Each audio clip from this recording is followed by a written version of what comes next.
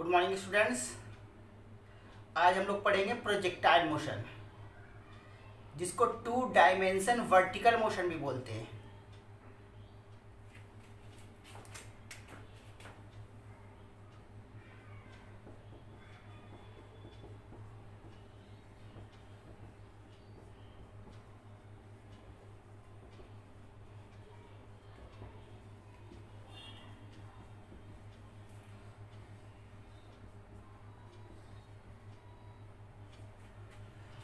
To dimension vertical motion,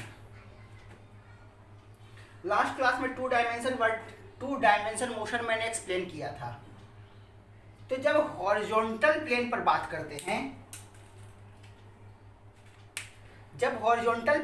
करते हैं, तो एक्सेलेरेशन की बात कर रहे होते हैं, तो एक्सेलेरेशन हमें देना पड़ता है। लेकिन वर्टिकल मोशन में मान लो ये मैंने फेंका हवा में, इस तरह से ये फेंका, किसी पार्टिकल को फेंका तो ऐसे ही जाता है।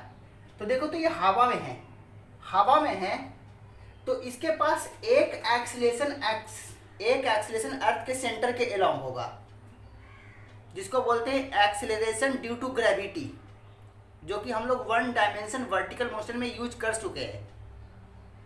तो जब हवा में फेंकते हैं किसी पार्टिकल को, तो उसके पास एक वर्टिकल डायरेक्शन में एक्सेलरेशन होता है, वो अर्थ के कारण, जिसको बोलते हैं एक्सेलरेशन ड्यू टू ग्रेविटी। लेकिन हॉरिजॉन्टल डायरेक्शन में जब कोई पार्टिकल हवा में होता है, तो उसके पास कोई एक्सेलरेशन नहीं होता, क्योंकि अगर इधर कोई एक्सेलरेशन है हॉरिजॉन्टल डायरेक्शन में, इसका मतलब हॉरिजॉन्टल डायरेक्शन में कोई फोर्स लग रहा है। तो कोई फोर्स तो लग नहीं रहा है, यहाँ पर हवा में है तो इसको अर्थ ही तो अट्रैक्ट कर रहा है, इसके अलावा तो और कोई फोर्स नहीं लगा रहा। इसलिए इसके पास सिर्फ एक वर्टिकल एक्सेलरेशन होगा, डाउनवर्ड। हॉरिजॉन्टल एक्सेलरेशन के लिए हॉरिजॉन्टल फोर्स लगाना पड़ेगा। अब हम लोग जो बात करते थे हॉरिजॉन्टल प्लेन में एक्सेलरेशन, इसका मतलब है कि कोई फोर्स लगा रहा होगा, तभी उसके पास एक्सेलरेशन था। हालांकि फोर्स के बारे में अपने को डिस्कशन नहीं करना था, इसलिए फोर्स की बात नहीं करते थे। तो हॉरिजॉन्टल प्लेन में अगर किसी बॉडी के पास एक्सेलरेशन था, इसका मतलब है कि उस पर फोर्स लग रहा होगा। तो टू डायमेंशन वर्टिकल मोशन, जिसको प्रोजेक्टाइल मोशन कहते हैं, इस केस में जब तक कि कोई हॉरिजॉन्टल फोर्स कोई नहीं लगाएगा, तब तक हॉरिजॉन्टल एक्सेलरेशन नहीं होगा। लेकिन बॉडी के पास एक वर्टिकली डाउनवर्ड डायरेक्शन में एक्सेलरेशन होगा, जिसको बोलते हैं एक्सीलरेशन ड्यू टू ग्रेविटी, जो कि वन डायमेंशन वर्टिकल मोशन में यूज किए थे। तो कोई भी पार्टिकल को अगर हम लोग वर्टिकली फेंकते थे, तो याद करो वापस उसी पाथ पर लौट आता था। अब वर्टिकली ना फेंक करके कुछ एंगल से फेंकते हैं, वर्टिकल प्रोजेक्शन ना करके कुछ एंगल से करते हैं, इसको बोलते हैं ओब्लिक प्रोजेक्शन। प्रोजेक्ट करना, प्रोजेक्ट से बना है, प्रोजेक्शन से बना है प्रोजेक्ट। तो प्रोजेक्ट कर रहे हैं ऑब्लिकली, हॉरिजॉन्टल से थीटा एंगल पर, हॉरिजॉन्टल से थीटा एंगल पर प्रोजेक्ट किया मैंने। तो इसका जो पाथ होगा कुछ इस तरह से होगा।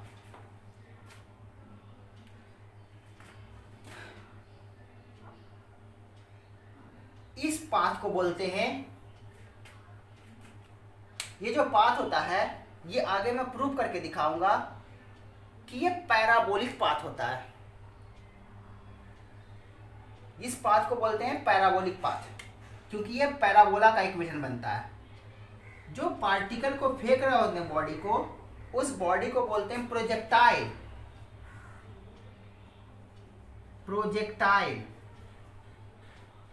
जो भी है स्टोन, बॉडी, जिसको भी प्रोजेक्ट कर रहे हैं ऑब्लिकली, उसको बोलते हैं प्रोजेक्टाइल, और उसके मोशन को बोलते हैं प्रोजेक्टाइल मोशन। और प्रोजेक्टाइल मोशन का इक्वेशन कैसा होता है? पैराबोलिक। तो आगे मैं प्रूव करके दिखाऊंगा कि ये पैराबोला का इक्वेशन है।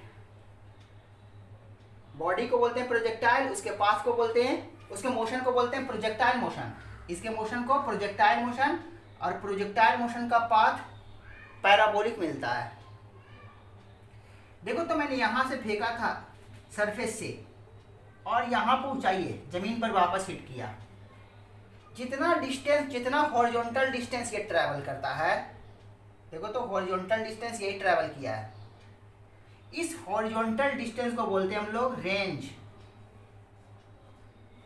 रेंज बोलते हैं, जिसको कैपिटल आर से आगे हम लोग रिप्रेजेंट करेंगे। ड्यूरिंग पाथ, देखो तो जब पार्टिकल यहाँ पर है प्रोजेक्टाइल तो हाइट इतना ट्रेवल कर रहा है, यहाँ पर प्रोजेक्टाइल है तो हाइट इतना ट्रेवल कर रहा है। मैक्सिमम हाइट कहाँ पर, ये मैक्सिमम हाइट है, इससे ज्यादा ये ऊपर नहीं जा सकता।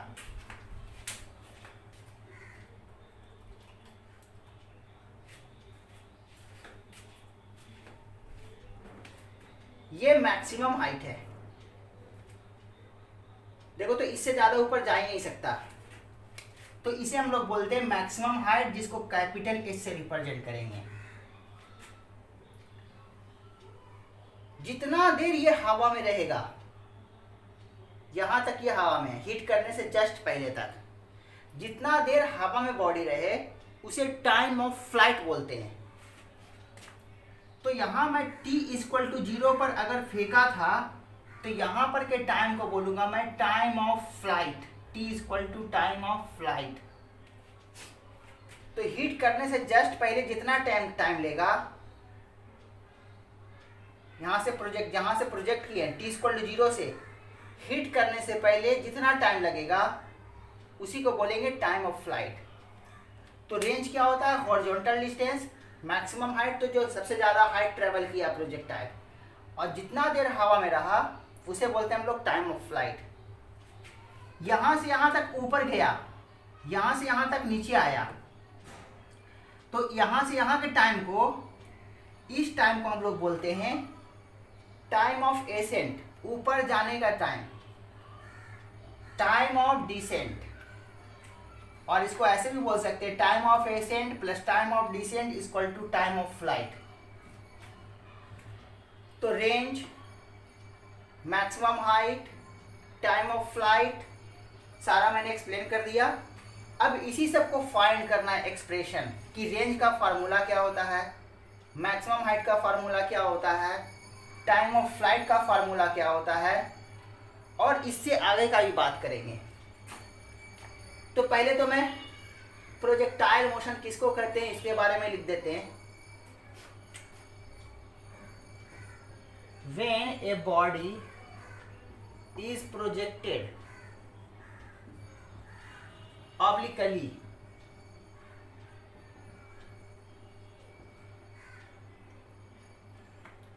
when a body is projected obliquely, then its motion is called projectile. Then its motion is called projectile motion, and body is called projectile.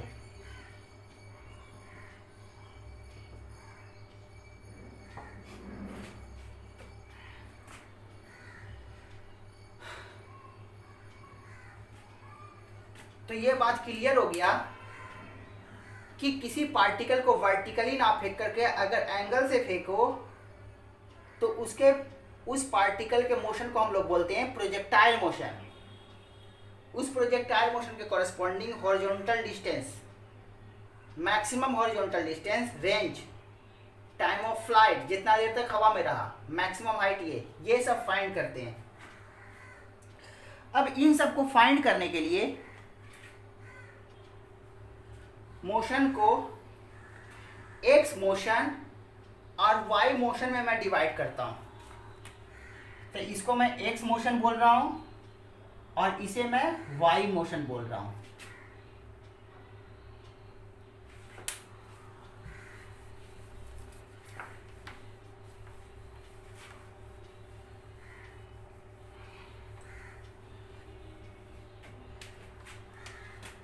अब लास्ट क्लास में ये एक्सप्लेन किया था कि अगर 2 डायमेंशन मोशन हो तो एक्स मोशन और वाई मोशन को अलग अलग लिखा करो। वाई डायरेक्शन में मोशन के लिए वाई कंपोनेंट रिस्पॉन्सिबल है, एक्स डायरेक्शन में मोशन के लिए एक्स कंपोनेंट रिस्पॉन्सिबल है। तो मैं एक्स डायरेक्शन का मोशन लिखना चाहता हूं तो एक्स डायरेक्शन का कंपोनेंट लिखना पड़ेगा, वेलोसिटी, एक्सेलरेशन। अच्छा, इस प्रोजेक्टाइल को मैं u वेलोसिटी से फेंका था ऑब्लिकली, ये मानता हूं। इसे बोलते हैं एंगल ऑफ प्रोजेक्शन, थीटा को बोलते हैं एंगल ऑफ प्रोजेक्शन, और ये प्रोजेक्टाइल का वेलोसिटी जिससे मैं फेंका था, इसको बोलते हैं वेलोसिटी ऑफ प्रोजेक्टाइल, और इसे बोलते हैं एंगल ऑफ प्रोजेक्शन।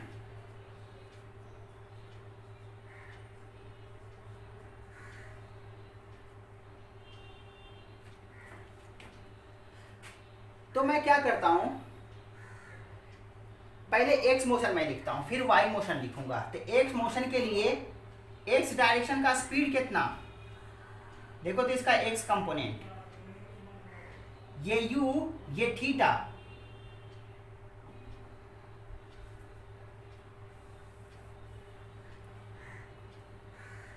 ये u, ये थीटा, तो ये u cos थीटा, और y वेलोसिटी कितना, u sin theta. x direction का वेलोसिटी कितना, u cos थीटा। तो मैं लिखूंगा for motion along x axis, इधर लिखता हूं मैं, for motion along x axis. x axis के मोशन के लिए क्या क्या लिख सकता हूं मैं, सारे मैं कोऑर्डिनेट में लिखता हूं। x equal to x naught plus u t plus u x t plus half a x t square. Equation से पहले मैं कंपोनेंट वेलोसिटी एक्सेलेरेशन लिखता हूं। तो x डायरेक्शन का इनिशियल वेलोसिटी कितना, देखो तो u से फेंका था, तो x डायरेक्शन का velocity u cos theta. x direction का एक्सेलरेशन कितना, मैंने पहले ही एक्सप्लेन कर दिया है कि जब हवा में रहता है तो हॉरिजॉन्टल डायरेक्शन में कोई एक्सेलरेशन नहीं होता, क्योंकि हॉरिजॉन्टल डायरेक्शन में कोई फोर्स नहीं लग रहा होता। जब तक एक क्वेश्चन में ना दे दे कि हॉरिजॉन्टल डायरेक्शन में एक फोर्स लग रहा है, तब तक हॉरिजॉन्टल डायरेक्शन का एक्सेलरेशन 0। अब वेलोसिटी पता है, इनिशियल वेलोसिटी पता है, एक्सेलरेशन पता है, तो किसी टाइम पर डिस्टेंस, फाइनल वेलोसिटी सब कुछ लिख सकते हैं। तो मैं सबसे पहला इक्वेशन लिखता हूं, सबसे पहला मैं इक्वेशन लिखता हूं Vx equal to ux plus a x t. तो यहां से देखो तो ax तो 0 है, ax 0 है, इसका मतलब है ये कितना, u cos थीटा।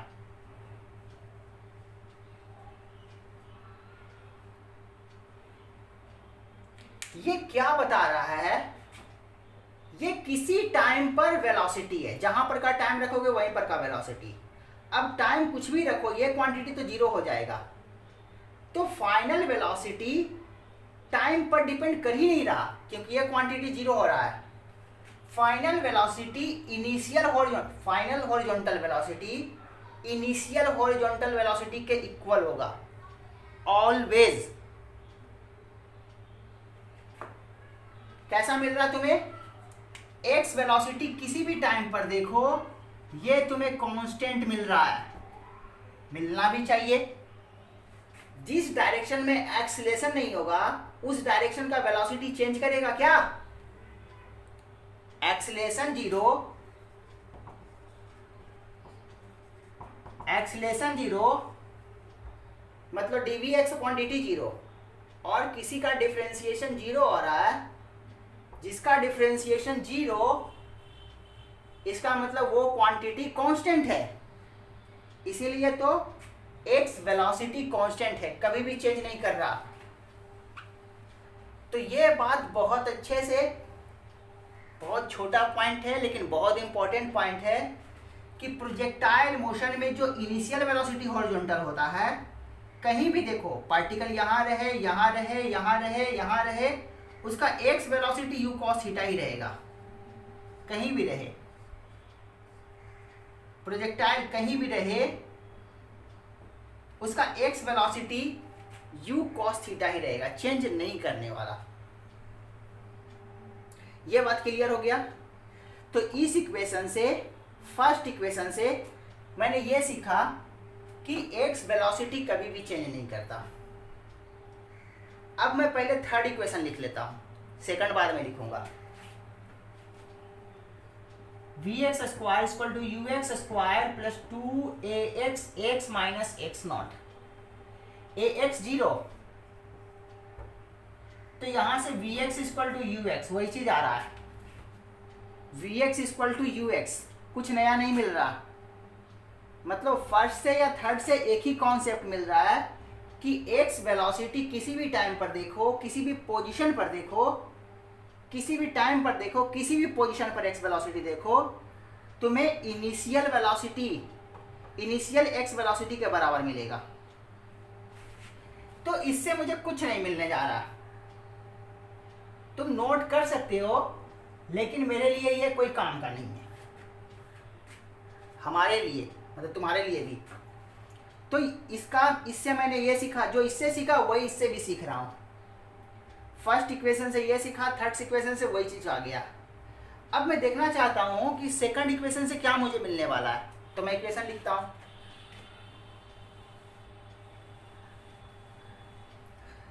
तो थर्ड इक्वेशन में सेकंड इक्वेशन कैसा लिखूंगा, x equal to x naught plus u x t plus half a x t square. बहुत छोटा लिखते हैं, सबस्क्रिप्ट है ये।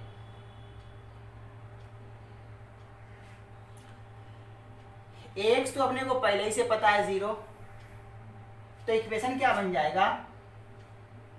अच्छा यहां पर x not, initially x coordinate कितना 0, एक्स कोऑर्डिनेट इनिशियली क्या था 0, ये मिला, ux का वैल्यू रख दो।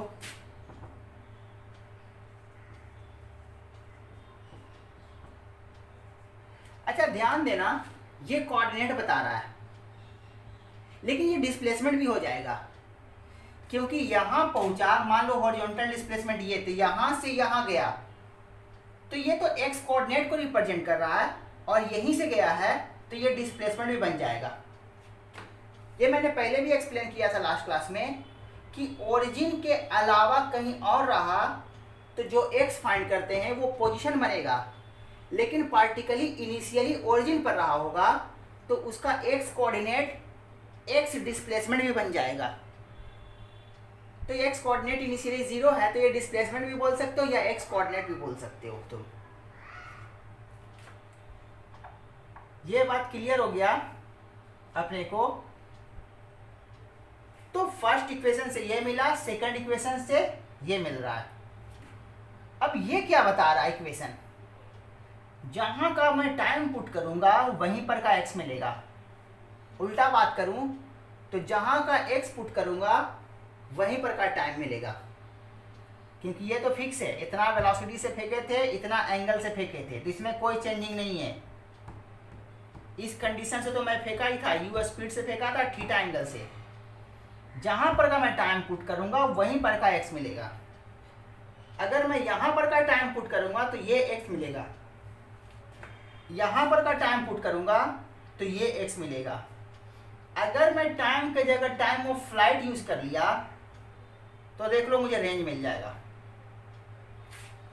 तो मैं एक्स को रेंज कहूं, इसके लिए टाइम को मुझे टाइम ऑफ फ्लाइट पुट करना पड़ेगा।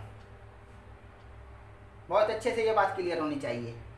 जहां पर का टाइम वहीं पर का एक्स, यहां पर का टाइम तो यहां पर के लिए एक्स कोऑर्डिनेट कितना हो जाएगा, ये यहां पर का टाइम रखूंगा तो यहां पर के लिए एक्स कोऑर्डिनेट इतना। रेंज निकालना अपने को, एक्स के जगह रेंज फाइंड करना है, तो टी के जगह टी एफ रखो। तो मैं रेंज बोलूं R u cos theta time of flight. अब देखो तो अगर मुझे टाइम ऑफ फ्लाइट पता हो जाए तो रेंज का फार्मूला मैं बहुत आसानी से लिख दूंगा। तो प्रॉब्लम रेंज लिखने में क्या है कि अपने को टाइम ऑफ फ्लाइट नहीं पता है, तो टाइम ऑफ फ्लाइट फाइंड करना पड़ेगा। अब हॉरिजॉन्टल मोशन से तीनों इक्वेशन लिख लिया, अब यहाँ से ज़्यादा कुछ नहीं कर सकता मैं तीनों इक्वेशन को। हॉरिजॉन्टल मोशन से रिलेटेड मैं इससे ज़्यादा कुछ नहीं लिख सकता। तीनों इक्वेशन का यूज़ करके मैंने देख लिया क्या क्या होने वाला है। फर्स्ट इक्वेशन से क्या मिला कि हॉरिजॉन्टल वेलोसिटी कांस्टेंट होता है और इनिशियल हॉरिजॉन्टल कंपोनेंट के बराबर होता है। थर्ड से भी यही चीज़ मिल गया था अपने को। सेकंड से ये मिला कि अगर टाइम ऑफ फ्लाइट अपने को पता हो तो रेंज पता कर लेंगे। तो मैं क्या करता हूं, इस इक्वेशन को इक्वेशन 1 मान लेता हूं, क्योंकि मुझे टाइम ऑफ रेंज निकालने के लिए टाइम ऑफ फ्लाइट चाहिए। तो मैं इस इक्वेशन को रोक देता हूं और टाइम ऑफ फ्लाइट निकाल करके मैं इसमें रख दूंगा तो मुझे रेंज का फार्मूला मिल जाएगा। तो इस इक्वेशन को मैं यहीं रोक देता हूं, इक्वेशन 1 बोल करके। अब एक्स मोशन का तो मैंने काम कर लिया, अब मैं देखना चाहता हूं कि वाई मोशन से अपने को क्या मिलता है।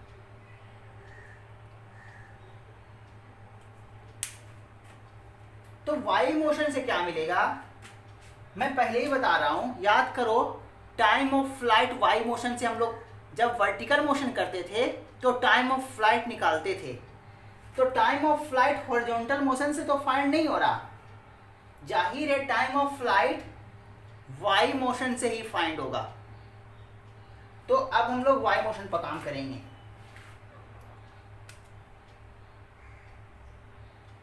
ये इक्वेशन ध्यान रखना, इसका यूज करेंगे। मैं इधर लिख देता हूं।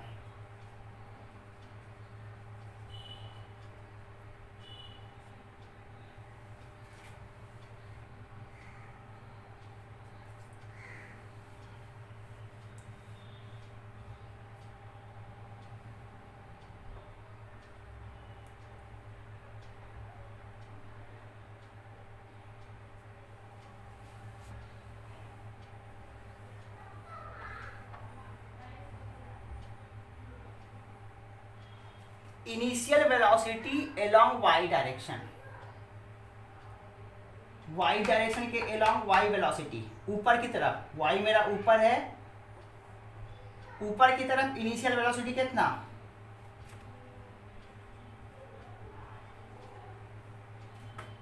वाई डायरेक्शन का एक्सेलरेशन, वाई मेरा किधर है ऊपर है, ऊपर की तरफ एक्सेलरेशन, तो नीचे की तरफ जी हम लोग जानते हैं, तो ऊपर की तरफ माइनस जी।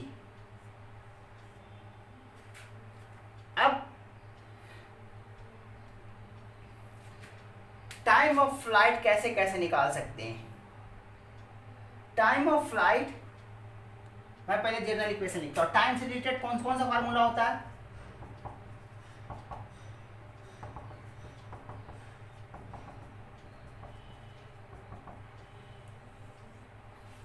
थर्ड इक्वेशन में टाइम नहीं आता। इन दोनों इक्वेशन से मैं टाइम ऑफ फ्लाइट निकाल सकता हूं।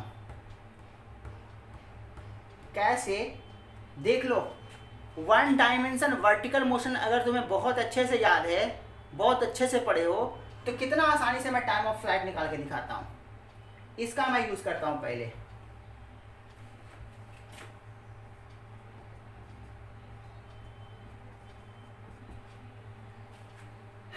You y initial velocity along y direction, u sine theta, a y minus g T,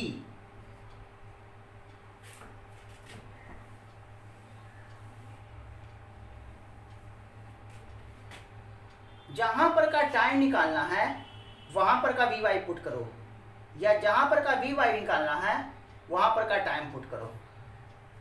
अपने को टाइम ऑफ फ्लाइट निकालना है, यहां पर का टाइम, तो यहां पर का वाई वेलोसिटी कितना बताओ, मैंने एक्सप्लेन किया था।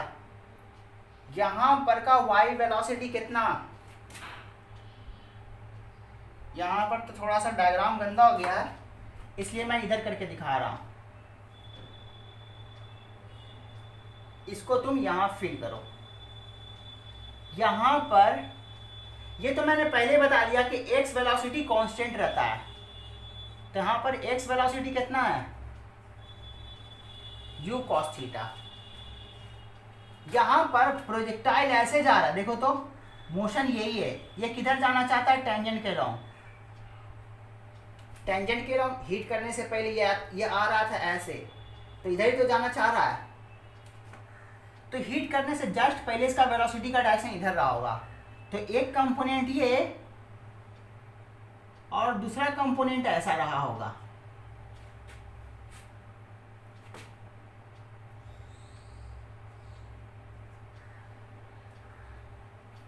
यानी कि यहां पर का y वेलोसिटी निगेटिव है, नीचे की तरफ है, पॉजिटिव नहीं है।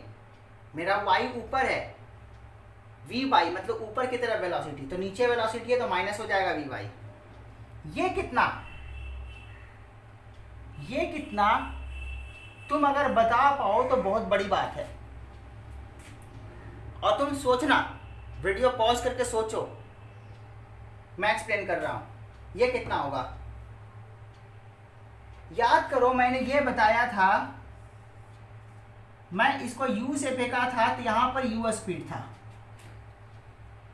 सेम चीज है। तुम इसको इससे रिलेट करो तो ये क्या है, u sin थीटा, और ये भी कितना होगा, u sin theta.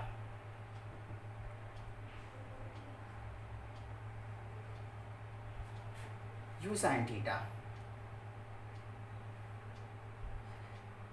Same height पर वर्टिकल वेलोसिटी का मैग्नीट्यूड सेम, वर्टिकल का तो बात कर रहे थे हम लोग, इसमें सेम हाइट पर वर्टिकल वेलोसिटी का मैग्नीट्यूड सेम, यहाँ u तो यहाँ भी u। नहीं तो इसको ऐसे भी समझ सकते हो, दूसरा तरीका से मैं समझाता हूँ। यहाँ पर मैंने u से फेंका था, यहाँ पर मैंने u से फेंका था, तो मैंने बोला था कि सेम हाइट पर सेम वेलोसिटी होता है, तो यहाँ पर मैंने u से फेंका तो यहाँ पर भी u होना चाहिए और यहाँ पर u होना चाहिए। तो ये u cos थीटा तो था, x वेलोसिटी कांस्टेंट था, उससे मैं पहले बता चुका था, तो जाहिर इसको u sin थीटा नहीं होगा, तो ये u होगा ही नहीं। कैसे, ये u होना चाहिए, u से फेंका था तो हीट करने से जस्ट पहले भी इसका u होना चाहिए।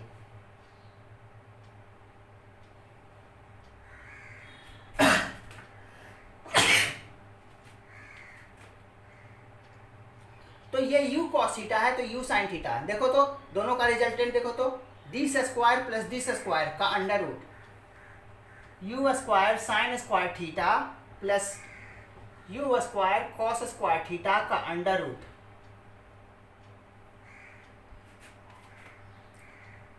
u स्क्वायर कॉमन कर लो अंदर में, sine square theta plus cos square theta का अंडर रूट, ये 1 u स्क्वायर का अंडर रूट u। मतलब जिस वेलोसिटी से मैं फेंका था, हीट करने से जस्ट पहले वही वेलोसिटी का मैग्नीट्यूड रहेगा, और इसीलिए x कंपोनेंट सेम और y कंपोनेंट भी सेम। यहां सिर्फ y वाले में क्या हुआ, डायरेक्शन चेंज हो गया, मैग्नीट्यूड वही रहा।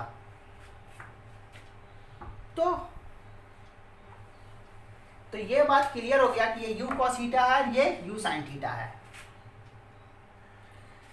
तो यहाँ पर का टाइम फाइंड करना, तो यहाँ पर का y वेलोसिटी, यहाँ पर का y वेलोसिटी कितना, मुझे ऊपर चाहिए, ये बता रहा है कि ऊपर की तरफ वेलोसिटी, y एक्सिस मेरा ऊपर है, फाइनल वेलोसिटी ऊपर की तरफ, तो फाइनल वेलोसिटी ऊपर नीचे की तरफ है, नीचे u sin थीटा है तो ऊपर minus u sin theta.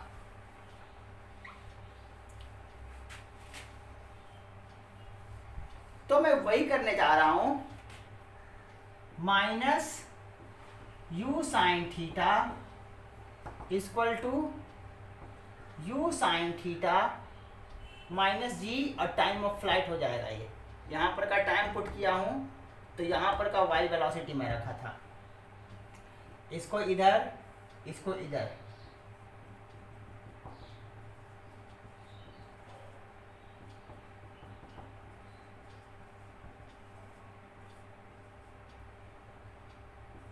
Time of flight 2u sin theta by g. और ये रिजल्ट याद करो, जब मैं u स्पीड से फेंकता था तो time of flight 2u sin theta 2u by g. u speed से फेंका था तो time of flight 2u by g. u sin theta से फेंका तो time of flight 2u sin theta by g. तो बताओ ना कहाँ से डिफरेंस है? वही तो कर रहा हूँ। तब मैंने u से फेंका था तो time of flight 2u sin theta, अभी u sin थीटा से फेंका हूँ तो time of flight 2u sin theta by g. नया है क्या?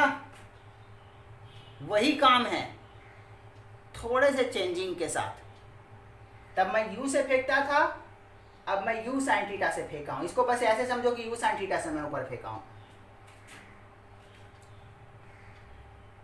तो ये सब तो रटने की भी जरूरत नहीं है। अगर मुझे ये याद है ये सिचुएशन, तो इसको तो मैं ऐसे देख लूँगा, यहीं से कंपेयर कर लूँगा। यहाँ u था तो 2u बाई जी, यहाँ u sin थीटा है 2u sin theta by g.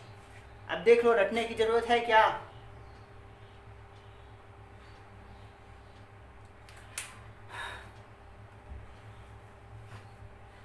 अब मैं इसी टाइम ऑफ फ्लाइट को दूसरे मेथड से बताता हूं।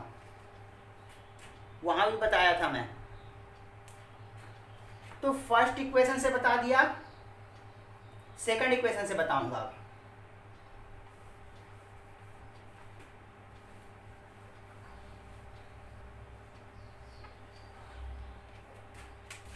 y equal to y naught plus u y t plus half a y t square. General formula लिखा हुआ है, प्लस माइनस क्या होगा वो सिचुएशन के according. Y naught zero, t equal to zero पर वाई कोऑर्डिनेट जीरो, ओरिजिन पर है। इसका मतलब है इसको h बोल दो या y बोल दो, ये कोऑर्डिनेट भी बताएगा और यही डिस्प्लेसमेंट भी बताएगा। इस जब ओरिजिन पर पार्टिकल हो तो ये कोऑर्डिनेट भी होगा और यही डिस्प्लेसमेंट भी होगा, जिसको तुम h लिख रहे थे।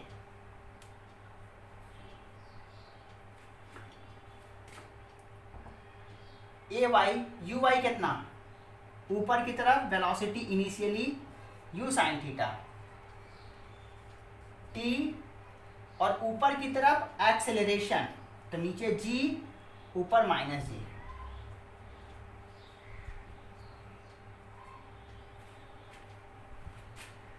फिर से याद करो, जैसे उसमें किया था एग्जैक्टली वैसे भी यहाँ पर भी वही होने वाला है। जहाँ का मैं टाइम पुट करूँगा वहीं पर का वाई पुट करना पड़ेगा। मुझे यहाँ पर का टाइम चाहिए तो यहाँ पर का वाई कितना, वाई कोऑर्डिनेट देखो तो एक्स एक्सिस पर है तो वाई कोऑर्डिनेट जीरो होगा,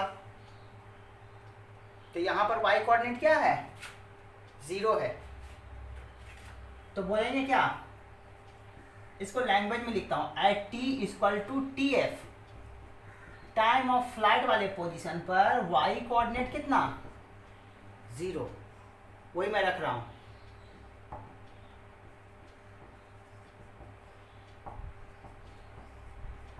डायरेक्ट मैं टी एफ इसलिए नहीं रख रहा, याद करो प्रीवियस क्वेश्चन, प्रीवियस पहले भी बताया हूँ कि अगर टी एफ रख के अपोजिट साइड में कर दूंगा तो क्या हो जाएगा, रूट लॉस हो जाएगा। अब मैं इसको ऐसा नहीं कर सकता कि दोनों को अपोजिट करके एक टी कैंसिल कर दूं, क्योंकि टी का दो टाइम मिलने वाला है, एक तो इनिशियल टाइम मिलेगा, इसको इधर इसको भी इधर।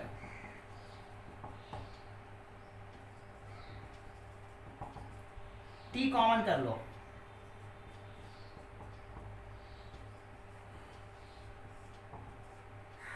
इसका मतलब है कि एक बार टी इक्वल टू जीरो जो कि इनिशियल टाइम है, और यहां से जो टाइम मिलेगा वो टाइम ऑफ फ्लाइट वाला टाइम मिलेगा।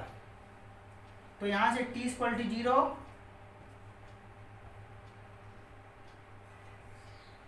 टी इक्वल टू जीरो यहाँ पर का टाइम, और इससे जो टी आएगा वो टाइम ऑफ फ्लाइट। इससे क्या आएगा,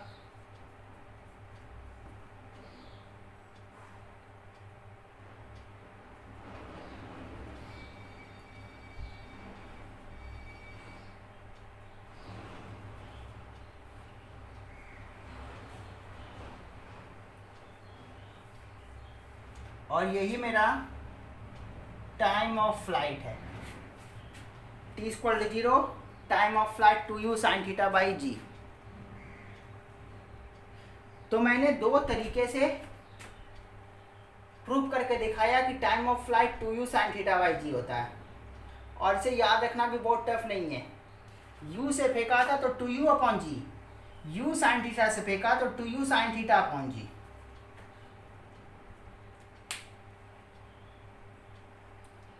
तो मैंने टाइम ऑफ फ्लाइट निकाल लिया है।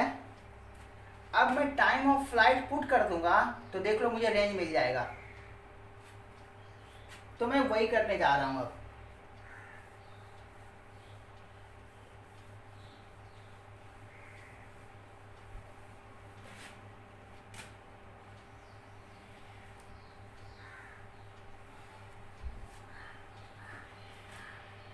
From 1 r equal to u cos theta into time of flight. Time of flight का वैल्यू कितना था, अभी निकाला था 2u sin theta by g. अब इसको देखो ध्यान से कैसे मैथमेटिकली मैं अरेंज करूंगा। अब मैथमेटिकल बात है, u square 2 sin theta into cos theta. 2 sin theta into cos theta, sin 2 theta याद करना।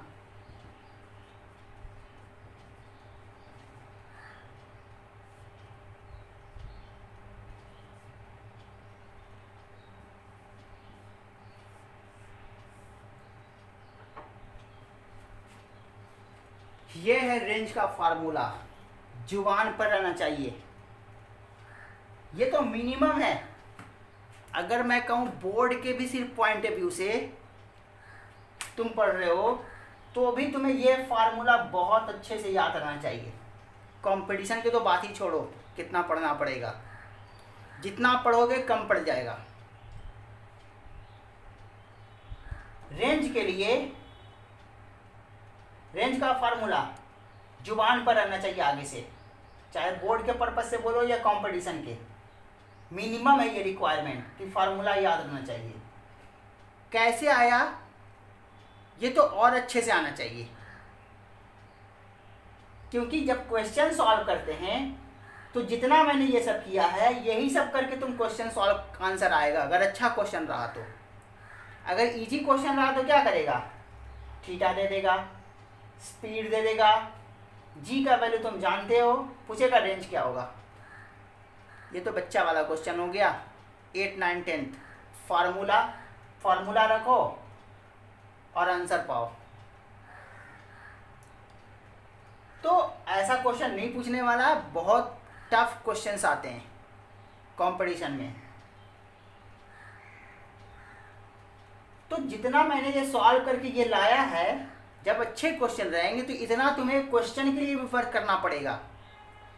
तो ये जितना मैंने डेरिवेशन किया है ये पूरा तुम्हें डेरिवेशन आना चाहिए। यही डेरिवेशन हो सकता है तुमसे बोर्ड में पूछ ले, 3 मार्क्स का क्वेश्चन दे दे, बोले कि रेंज का फार्मूला डिराइव करके बताओ, आना चाहिए ना। तो डेरिवेशन बहुत इंपॉर्टेंट है, या तो बोर्ड के हिसाब से बोलो या अच्छे क्वेश्चन को सॉल्व करने के हिसाब से बोलो, क्योंकि अच्छे क्वेश्चन में ये सारे काम तुम्हें करने पड़ेंगे तभी तुम्हारा आंसर मिलने वाला है।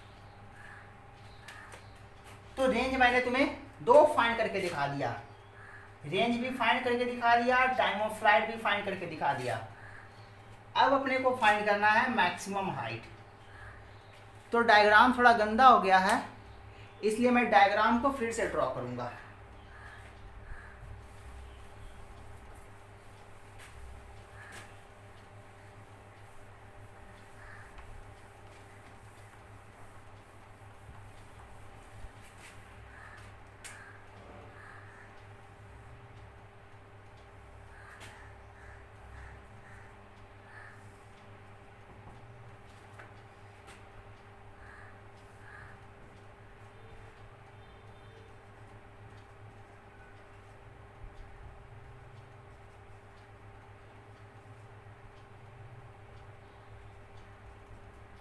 Maximum height, range, time of flight, initial time,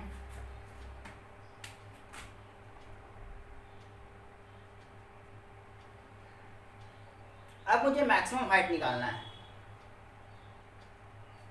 याद करो हम कैसे बताते हैं कि पार्टिकल मैक्सिमम हाइट पर पहुंच गया। मैक्सिमम हाइट पर वर्टिकल वेलोसिटी 0 हो जाता है, क्योंकि अगर वर्टिकल वेलोसिटी रहा तो वो और ऊपर ले जाएगा। तो मैक्सिमम हाइट पर वर्टिकल वेलोसिटी 0 होता है, वह वन डायमेंशन मोशन में मैं एक्सप्लेन कर चुका हूं वर्टिकल मोशन में। तो वन डायमेंशन वर्टिकल मोशन में ये बता दिया गया है कि at the maximum height y velocity is 0। ये तो बहुत अच्छे से पता है ना। तो ये निकालना है और हाइट निकालना है, मतलब इसका हाइट का और वेलोसिटी से related third equation of motion का यूज करके मैं h निकाल सकता हूं, क्योंकि फाइनल वेलोसिटी पता है मुझे और इनिशियल वर्टिकल वेलोसिटी भी पता है और फाइनल भी पता है। इनिशियल वर्टिकल वेलोसिटी भी पता है, फाइनल वर्टिकल वेलोसिटी भी पता है, एक्सेलरेशन भी पता है, तो मैं हाइट तो निकाल ही सकता हूं। वही मैं काम करने जा रहा हूं। तो पता चल गया कि थर्ड इक्वेशन ऑफ मोशन लगाना पड़ेगा अपने को h निकालने के लिए। तो हम निकालने जा रहे हैं क्या, मैक्सिमम हाइट। हेडिंग ही लिख देता हूं कि मैक्सिमम हाइट फाइंड करने जा रहे हैं। Maximum height, third equation v square equal to u square plus 2ay minus y naught. h भी लिख सकते हो, क्योंकि देखो ना वाई नॉट 0 है, इनिशियली ओरिजिन पर है। इसको h भी कर सकते थे, मैं कोऑर्डिनेट से चल रहा हूँ। तुम इसको h भी कहोगे तो भी कोई दिक्कत नहीं है, क्योंकि y कोऑर्डिनेट 0 है, तो y को तुम h समझो। ये तो अपने को पता है 0। ये कितना, ये y, ये कितना, ऊपर का एक्सेलरेशन, नीचे का एक्सेलरेशन g, ऊपर का एक्सेलरेशन माइनस g।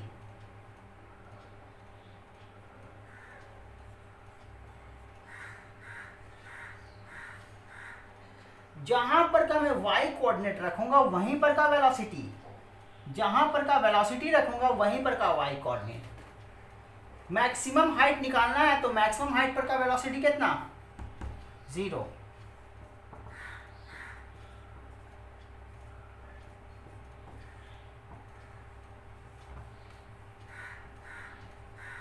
y की जगह मैक्सिमम हाइट, यहां से h कितना बन जाएगा,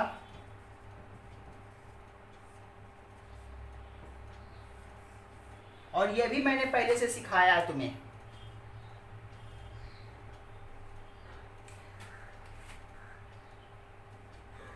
याद करो जब मैं u से फेंकता था तो मैक्सिमम हाइट कितना बनता था, u square upon 2g, one dimension vertical motion में। जब मैं u साइन थीटा से फेंकूंगा तो मैक्सिमम हाइट कितना बनेगा, u साइन थीटा का स्क्वायरिंग अपॉन 2g।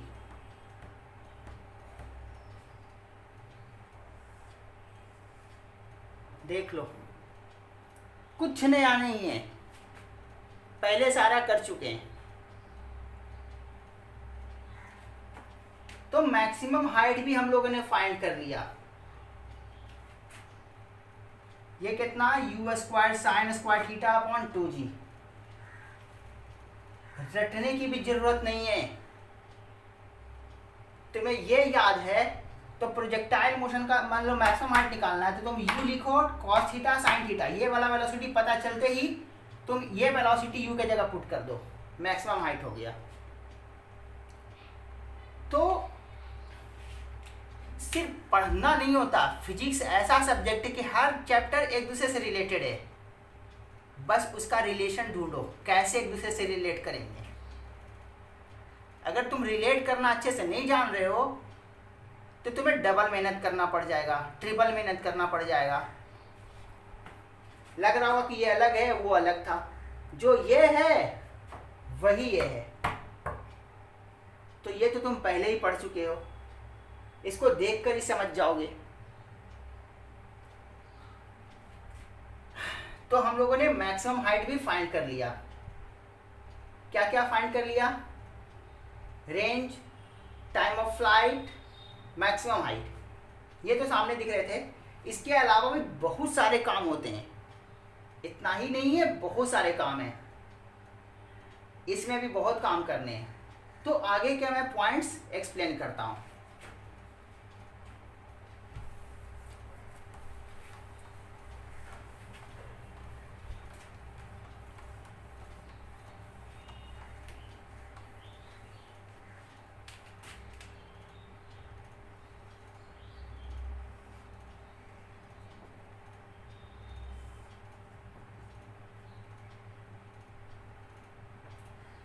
अगर कहे कि ये कोई प्रोजेक्टाइल को यू स्पीड से फेंके हैं, एंगल ऑफ प्रोजेक्शन थीटा है। अब इसमें एक छोटा सा मैं क्वेश्चन पूछता हूँ। यू स्पीड से फेंका था, इस प्रोजेक्टाइल का मिनिमम स्पीड बताओ। मिनिमम स्पीड कितना होगा? तुम वीडियो पॉज करके खुद से सोचना, मैं एक्सप्लेन कर रहा हूँ। मैक्सिमम स्पीड देखो तो, जब भी ऊपर जाएगा हॉरिजॉन्टल वेलोसिटी कहीं भी रहे कांस्टेंट रहेगा, कहीं भी रहे हॉरिजॉन्टल वेलोसिटी कितना? यू कॉस थीटा, ये हम जानते हैं। और अगर वर्टिकल रहा तो हॉरिजॉन्टल और वर्टिकल का रिजल्टेंट, हॉरिजॉन्टल वेलोसिटी और वर्टिकल वेलोसिटी का रिजल्टेंट नेट वेलोसिटी, जो कि D square plus D square का अंडर रूट। इधर देखो तो वर्टिकल वेलोसिटी ऊपर होगा और इधर वर्टिकल वेलोसिटी नीचे होगा। और मैग्नीट्यूड वाइज देखा जाए तो इससे ज्यादा ये, इससे ज्यादा ये वेलोसिटी बढ़ रहा होगा। सिंबॉलिकली मैं रिप्रेजेंट करके दिखाता हूं।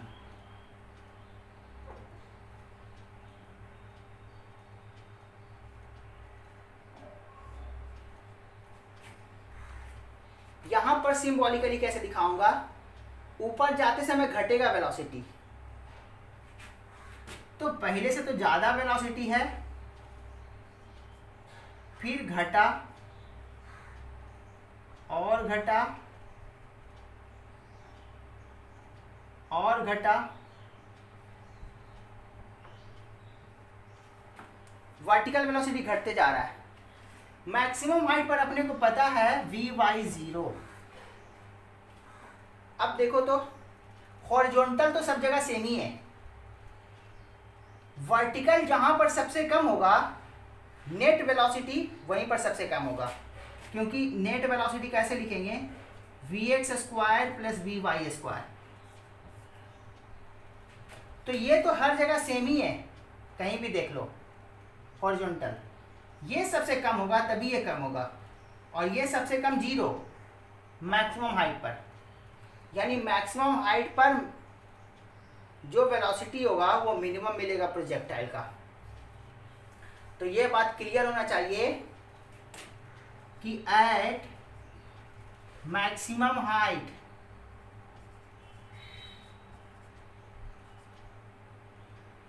नेट वेलोसिटी का value at maximum height v equal to V minimum, और v मिनिमम में कितना? हॉरिजॉन्टल के बराबर, क्योंकि वर्टिकल तो होता ही नहीं है।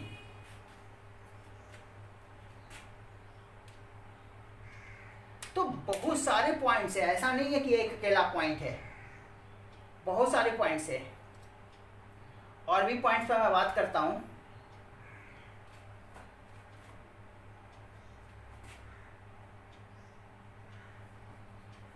कभी ऐसा बोल दे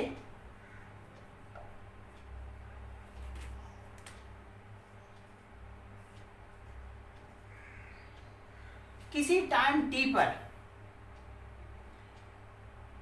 किसी टाइम टी पर, ये तो अच्छा टाइम ऑफ एसेंट भी निकाल के मैं दिखाता हूँ,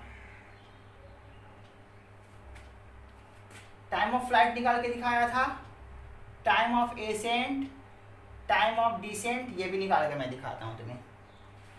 याद करो टाइम ऑफ एसेंट यहीं पर तक का होगा, यानी मैक्सिमम हाइट पर का टाइम। तो यहाँ से यहाँ का, यहाँ पर का टाइम तो t इक्वल टू 0, यहाँ पर का टाइम निकालने के यहाँ पर का कंडीशन पुट करना पड़ेगा।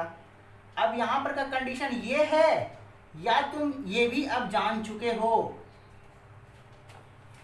इस कंडीशन से चलो या इस कंडीशन से चलो, क्योंकि इसका वैल्यू तुम्हें पता है,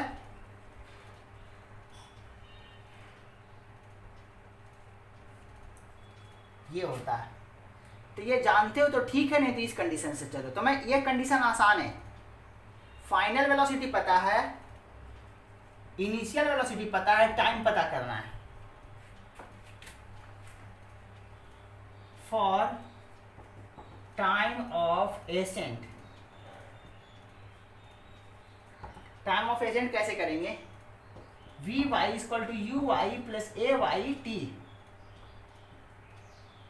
वी वाई 0, यहीं पर का टाइम चाहिए था, यहां पर का velocity 0, u y a y, और ये टाइम ऑफ एसेंट है। Time of ascent equal to u sine theta by g. याद करो u से फेंका था तो time of ascent u upon g था, u साइन थीटा से फेंका हूं तो u sine theta by g.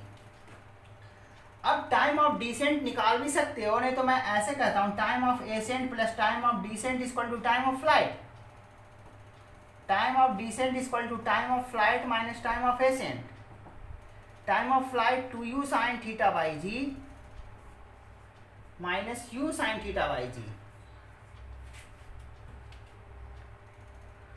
तो कितना हो जाएगा ये time of descent, u sine theta by g. इसका मतलब है कि time of ascent equal to time of descent equal to time of flight का आधा। ये टाइम ऑफ फ्लाइट का आधा ही तो है, time of flight 2u sin theta by g होता था। Time of ascent equal to time of descent equal to time of flight का हाफ। तो ये चीज है।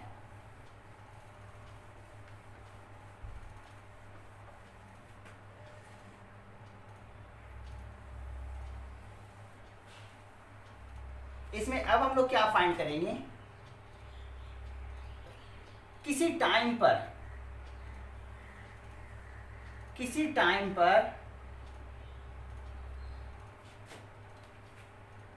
मान लो किसी टाइम पर प्रोजेक्टाइल यहां है टी टाइम पर, तो इस टाइम पर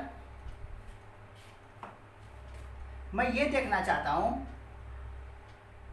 इसी टाइम पर मैं ये देखना चाहता हूं, मैं थीटा एंगल से फेंका था, हॉरिजॉन्टल से थीटा एंगल बना करके, इस टाइम पर मेरा प्रोजेक्टाइल का वेलोसिटी हॉरिजॉन्टल से कितना एंगल बना रहा है, मैं ये देखना चाहता हूं। तो मैं मान लेता हूं कि टी टाइम पर मेरा प्रोजेक्टाइल का वेलोसिटी हॉरिजॉन्टल से अल्फा एंगल बना रहा है। तो ये अल्फा मैं कैसे फाइंड करूंगा,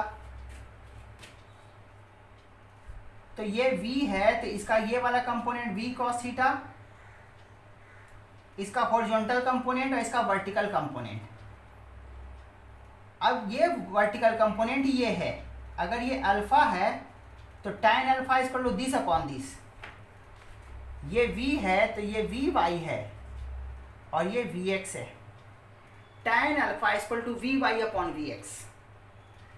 तो मैं यहां पर का y वेलोसिटी फाइंड कर लूं और यहां पर का x वेलोसिटी फाइंड कर लूं, तो tan alpha equal to vy upon vx, पहले भी मैं कर चुका हूं ऐसा वेक्टर में, वही मैं करने जा रहा हूं। तो यहां पर के वेलोसिटी को मैं v बोलूं तो ये कितना हो जाएगा, v cos theta, sorry alpha, alpha angle बना रहा है ना, v cos अल्फा और ये कंपोनेंट कितना हो जाएगा, v साइन अल्फा।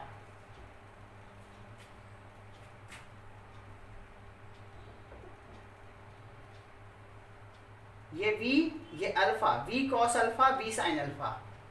अब याद करो कि हॉरिजॉन्टल वेलोसिटी तो हम पहले ही से जानते हैं, जो ये इसका ये वाला कंपोनेंट था, हर जगह हॉरिजॉन्टल वही रहने वाला है।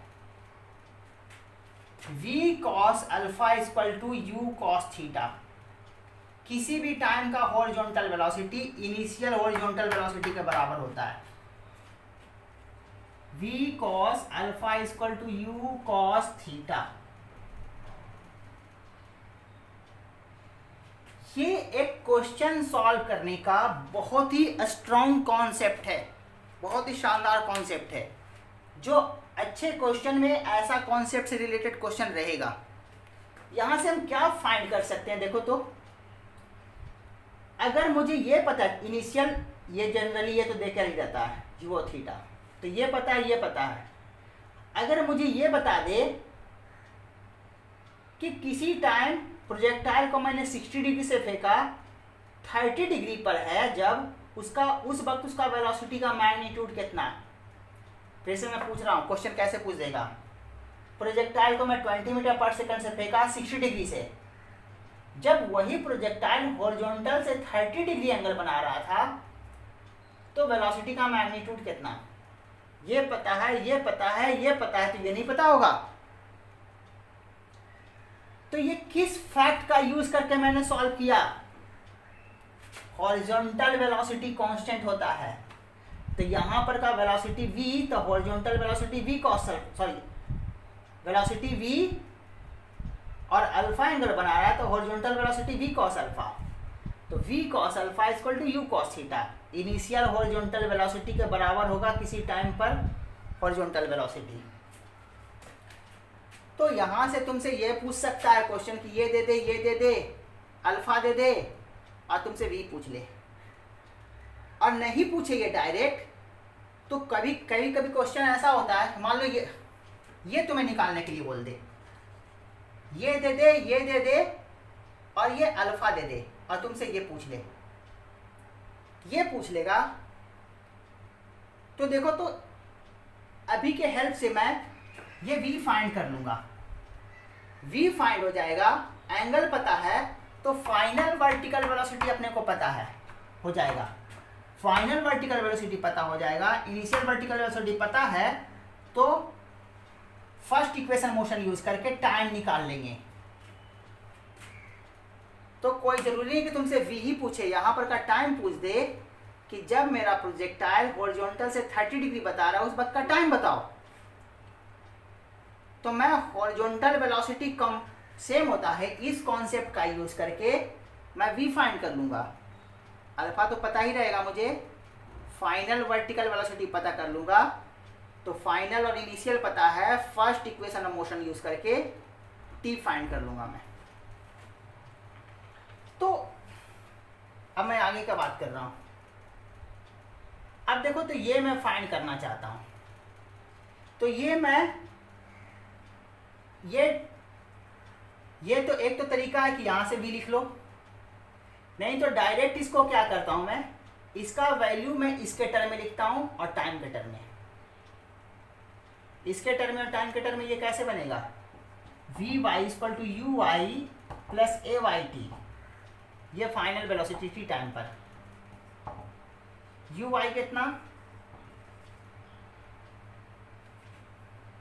माइनस ये g, vy पता है, vx पता है, vx पता है, vy पता है, v और ये अल्फा। तो मैं tan अल्फा क्या कह सकता हूं, vy अपॉन vx, यही तो vy हो जाएगा, परपेंडिकुलर अपॉन बेस। vy कितना,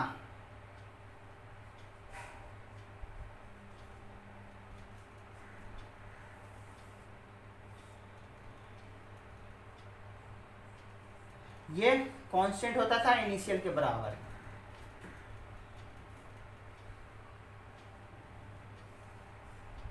ये बहुत बड़ा कॉन्सेप्ट है, इसका यूज करके तुम जो इतना अलग अलग काम करने के लिए बोल रहा था, तुम इसका यूज करके अगर तुम्हें ये फार्मूला याद है तो तुम फार्मूला पुट कर दोगे तो यहाँ पर का टाइम मिल जाएगा। देखो तुम्हें ये पता करना है, ये दे दे ये दे दे तो कैसे फाइंड कर लोगे, और ये भी देना पड़ेगा कि यहाँ पर का जहाँ पर का टाइम निकालना वहाँ पर कितना एंगल बना रहा है वेलोसिटी, वो बताना पड़ेगा अल्फा।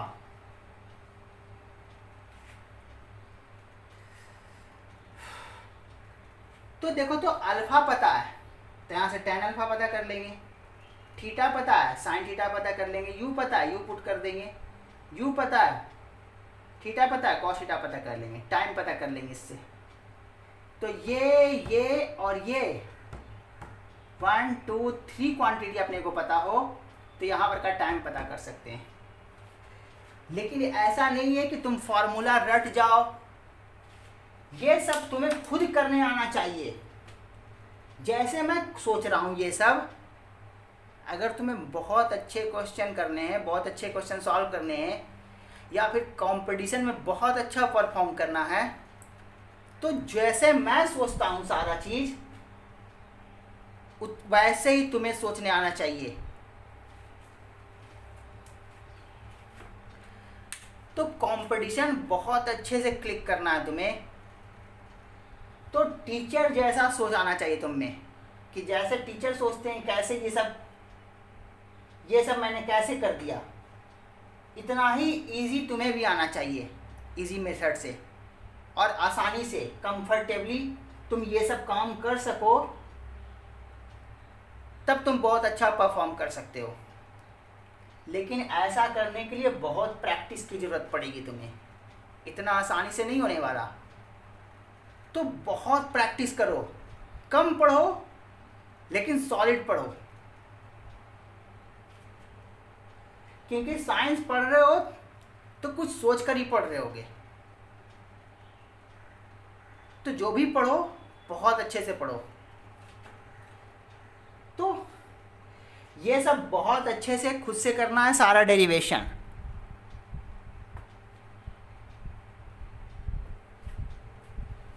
आज के लिए तो मैं इतना ही करता हूँ, नेक्स्ट क्लास में आगे बढ़ाऊँगा।